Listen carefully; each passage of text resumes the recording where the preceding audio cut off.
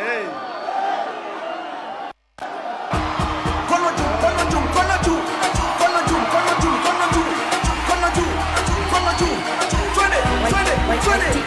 Vijana munataka nani? Baba. Na wazee munataka nani? Iwa mama munataka nani? Hey. Nimeona na nimeridhika. Nimekuja kwa fujo. Anaye macho na anayesikia na kwanza leo nimerudi nyumbani baada ya ziara ya siku 10. Nilikuwa nchi ya Poland katika mji unaitwa Gdansk. Hapo kuna mahali bandari pale ambaye mtu anaitwa Lech Walesa alianza mapinduzi kule Poland, na hiyo mapinduzi ikatoa serikali katika nchi ya Poland, Urusi na Ulaya Mashariki yote. Sasa Bwana Walesha amenituma na salamu kwenu. Mmechukua? Mmepokea? Mmepokea? Pili, nimeongea na mwenzangu Mheshimiwa Stephen Kalonzo Musyoka. Yeye yuko kule Ulaya, kwa sababu yeye hayuko na sisi hapa, ametuma salamu. Pia ndugu yetu Uhuru Muigai Kenyatta ametuma salamu. Mnapokea? Mnapokea? Leo ni siku muhimu sana. Tunapanda sasa leo katika awamu ya pili ya mapinduzi katika taifa letu.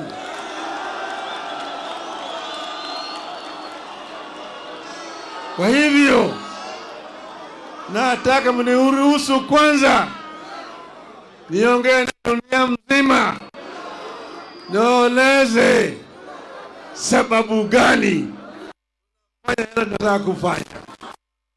Unakubali? Nitasema na kimombo, sawa? Kwanza naanza na quotation. Woe to those who make unjust laws, those who issue oppressive decrees, to deprive the poor of their rights and withhold justice from the oppressed of my people, making widows their prey and robbing the fatherless. What will you do on the day of reckoning, when disaster comes from afar? To whom will you run for help?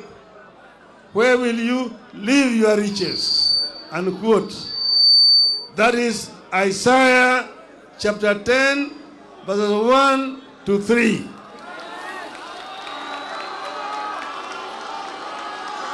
Mr. William Ruto used to love this verse. I hope he still does. Dear Kenyans, last week we were betrayed in this city. Our representatives conspired with an executive and abandoned us at our hour of need by voting for the punitive Finance Bill 2023. Yesterday, Mr. William Ruto endorsed this betrayal by signing the Finance Bill into law. We did everything that could be done to have Ruto listen to us and avert the confrontation over taxes. We petitioned the authorities and institutions. We demonstrated. We prayed in the house of worship. We begged to be heard. We sought amendments, and we pleaded with the members of parliament to stand up for us. Our petitions were thrown to the dustbin by Ruto's tyrannical hands. He slighted our pleas and violently dispersed our petitioners. Effective next week, therefore, Fuel taxes rises from 8% to 16%. We will pay housing tax whether we need a house or not. The cost of basic goods, which has been weighing Kenyans down, is going up from next week again. At a time like this, silence would be a betrayal to the country. Silence would be treason. We cannot be a nation of people who, having eyes, refuse to see, and having ears, refuse to hear. We have suffered a cruel betrayal of our trust and confidence in the ability of our representatives to protect us. We must punish the traitors, and we must force a repeal of the Finance Act. But what happened this past week and yesterday is not just about the Finance Act.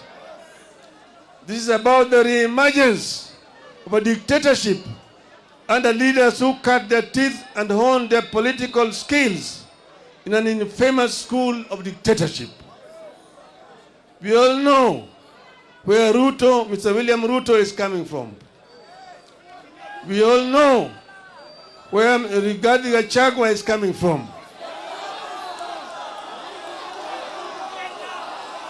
In the run-up to the vote on the bill, more than 90% of Kenyans rejected it. Even after MPs voted in favor of the bill, polls continue to show that the majority of Kenyans did not like it.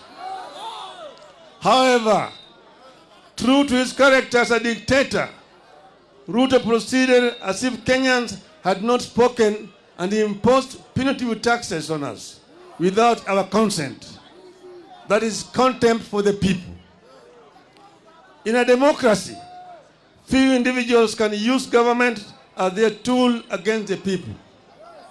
The idea that only the wishes of Ruto and Gachagua matter in this country today must attract a very heavy price. Ruto is testing the limits of his illegitimate power. Ruto is testing whether we still have the will, energy, and resolve to fight remnants of dictatorship. After stealing our election last year, Ruto now thinks he can steal anything and get away with it. We have to stop Ruto, and we have to stop it. We have to do it now. We must tell Ruto in no uncertain terms that he has stolen enough for the owners to notice, and he has no more room for stealing the wishes of the people. This gathering must provide an unmistakable response to Ruto and those who think like him, that we are willing and ready to do whatever it takes to roll back dictatorship. This gathering must make it clear to Ruto and all those who are nostalgic about the dictatorship of the past that they will pay a heavy price for their unfortunate experiments. You have some bad news for Mr. Ruto. The betrayal in the city has seeped into every village in Kenya. It has united Kenyans better than any government ever would. While the betrayal has shattered our faith in government and parliament, it has strengthened our faith in ourselves and our power. Consequently, Ruto and all those who think like him are going to learn the painful way never to mess with the people's food, fuel, and freedom.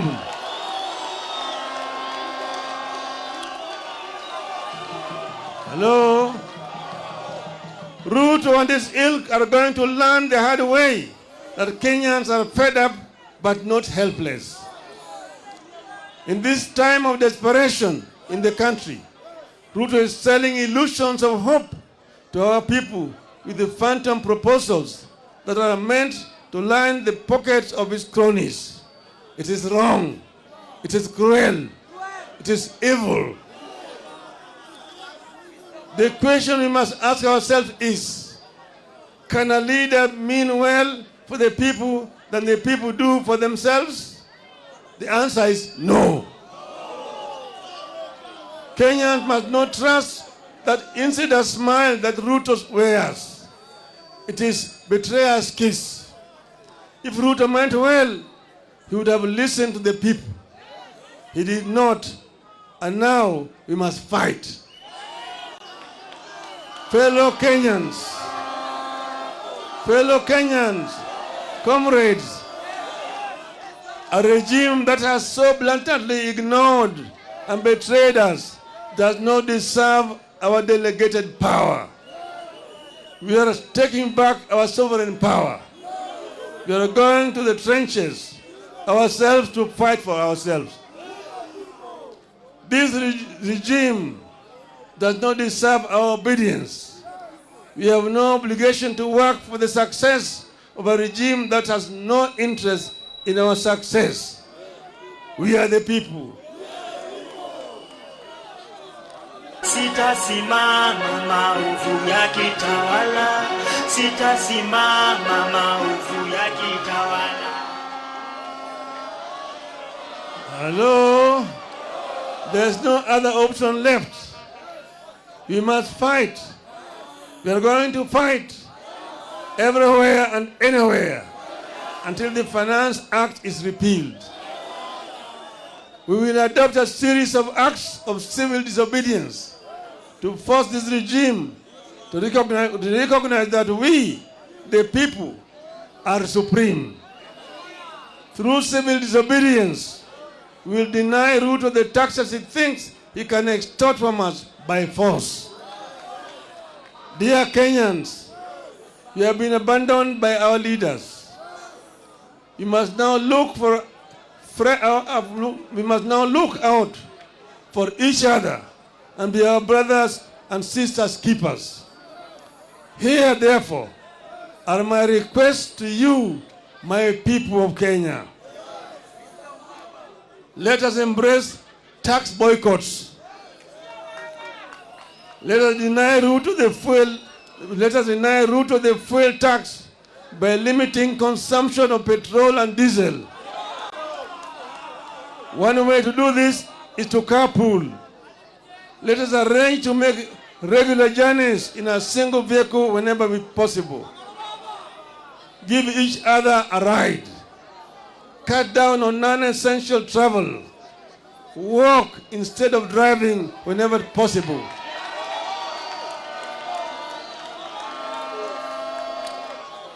I appeal to all employers to allow their workers time to walk to and from work. I appeal to matatu owners to support tax boycotts. While observing safety measures, maintain the current fare, but double your carrying capacity as part of the civil disobedience. Our police officers should support our call by allowing matatus to carry above capacity at current costs so that Kenyans can commute. Niko tayari kulipa gharama sita. Hello? I appeal to businesses to disable or avoid electronic tax registers, make nil returns on VAT, and instead give discounts to customers. This way, we shall recover the VAT Ruto is taking illegally through the fuel. I appeal to employers to ignore the punitive deductions of employees' salaries that will only line the pockets of Ruto's strategically placed cronies. Mr. Ruto is driving us off the roads with high fuel prices. We must deny his officers the comfort of driving us off the road with their vehicles. Let us deny the government vehicles and motorcades the right of way that they take for granted. They may sound the sirens at their wish, but everyone must follow the traffic except for ambulances. Dear Kenyans, I'm coming. We know the men and women who visit this unjust law on us. Punish the traitors. Let us name, shame, follow, and isolate the traitors at every turn. Let us picket their public and private offices and their homes until they join the call to have the Finance Act repealed. Today, and with absolute respect and humility, I'm reaching out to the online community in the country and diaspora, the famous Kenyans on Twitter, the content creators and the TikTokers. I have a request to you. Let us gather and share information about the traitors, their Twitter and other social media accounts, telephone numbers, and email addresses, and use these to show the oppressors that power belongs to us, the people. Finally, I appeal to our performing artists. Let our songs and music be a source of pain to the traitors. Let our songs and music a source of pain to the traitors. Let our music carry our disappointments and support the fight against Ruto and his contemporaries until Ruto learns to respect the people. Dear Kenyans, in a democratic country that is founded upon sovereignty of the people, whenever the arms of government, whether the executive, the legislature, or the judiciary, fall into the hands of men and women who use their delegated sovereign power to oppress the people and benefit themselves, then it becomes a right and a duty of the people in pursuit of the common good to assert their sovereignty, to disobey those men and women and their laws. We are asserting our sovereignty. Civil disobedience begins with personal actions. We begin today, and we will continue progressively, discreetly and publicly, culminating the official start of massive countrywide demonstrations.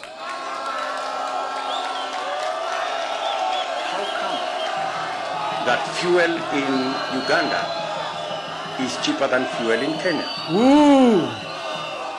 To those who make unjust laws, to those issue oppressive decrees, let us get to work. Let us get to work. Tuanze kazi. Tuanze kazi. Tumesema hao watu wamesaliti jamii ya Kenya. Umma ya Kenya imesalitiwa na Bwana Ruto na wenzake, lakini Bwana Gachietha.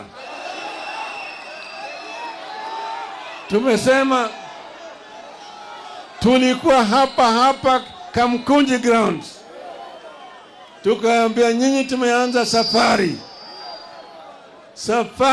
ya kilomita 1000. Unaanza na hatua ya kwanza.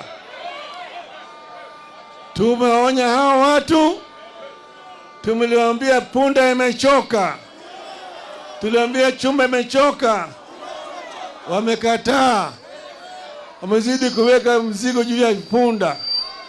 Sasa punda itawapiga teke, punda itapiga teke. Sasa tumesema Wakenya wametoka mbali. Mzungu walijaribu, lakini Wakenya wakale walisimama imara, wakamwambia mzungu, patia mbali, tutarudi Ulaya. Mzungu alirudi Ulaya. Ikaja serikali ya dhuluma. Bili serikali ilikuja hapa yafuata nyayo na kadhalika. Tukasema hata wewe utatoka. Nyayo walienda, sivyo? Kama wale walienda, wewe ni nani? Wewe ni nani? Sisi hatuwezi kutishwa na watu wachache. Hatuwezi kutishwa na watu wachache ambaye waliiba kura zetu. Tunajua vile waliiba kura zetu. Tukawaambia Wakenya wanataka namna hii na wao hawalewi. Sasa imefika kiwango wakati wanatakana Wakenya wasimame imara. Waonyesha watu ya kwamba Wakenya si punda zao. Wakenya wanaweza kuleta mabadiliko. Tumesema kwa kimombo hapa, tunatoa ile uwezo ambaye sisi kama wananchi tuliwapatia hawa watu. Hiyo uwezo inarudi kwa mkono ya wananchi. Wewe ni mwananchi. We are the people. Semani, we are the people. We are the people. We are the people. Inua mkono, we are the people.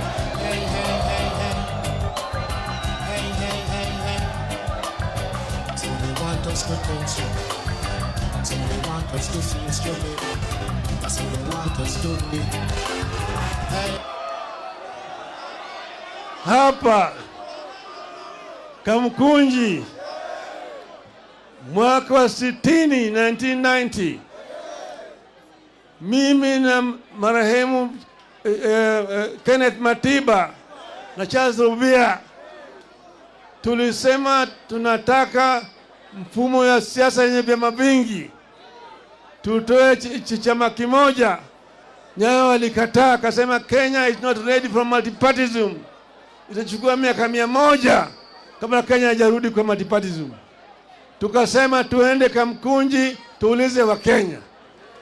Wakakataa. Tukasema tarehe 7 mwezi wa 7 tutaenda Kamukunji. Wakasema haiwezekani. Tukasema tutaenda. Tarehe 2 mwezi wa 7 jioni wakaenda kwa Matiba na Rubia, wakachota wakapeleka ndani. Siku 2 baadaye tarehe 4 wakaja kwangu wakanichota. Nikamwambia mimi niko tayari. Wakanipeleka ndani. Lakini Wakenya walijitokeza siku hiyo. Matiba yuko kamiti, Rubia yuko kamiti, Raila yuko kamiti, lakini Wakenya walijitokeza. Walitoka wakaja hapa. Walipigana hapa na polisi. Watu karibu 50 waliuawa siku hiyo hapa Kamukunji. Lakini mwishowe ililazimisha Nyayo kutoa Matiba, kutoa Rubia, kutoa Raila na kufungua katiba na kurusha ile section 2 mbali, sio? The power is with the people. Kwa hivyo leo mimi nataka kufundisha Ruto. Tutafundisha Ruto mafunzo hapa. Hajaelewa. Tutamwonyesha. Tutamfundisha. Na Bwana Kachietha, Kenya is bigger than you all. Kenya is bigger than all of you. Mimi nataka ni nyinyi muinue mkono. Mimi mzalendo wa Kenya, na hapa kwamba niko tayari kutoka na kuandamana ili uhuru ikuje, gharama maisha irudi chini, usuru bandia itolewe. Mwenyezi Mungu nisaidie. Niko tayari kulipa gharama, sitasimama maovu ya kitawala, sitasimama maovu ya kitawala. Ufisadi, ubinafsi, ukabila, kuuza sura, wataki kuuza sera. Undugu ni kufaana, sitasimama.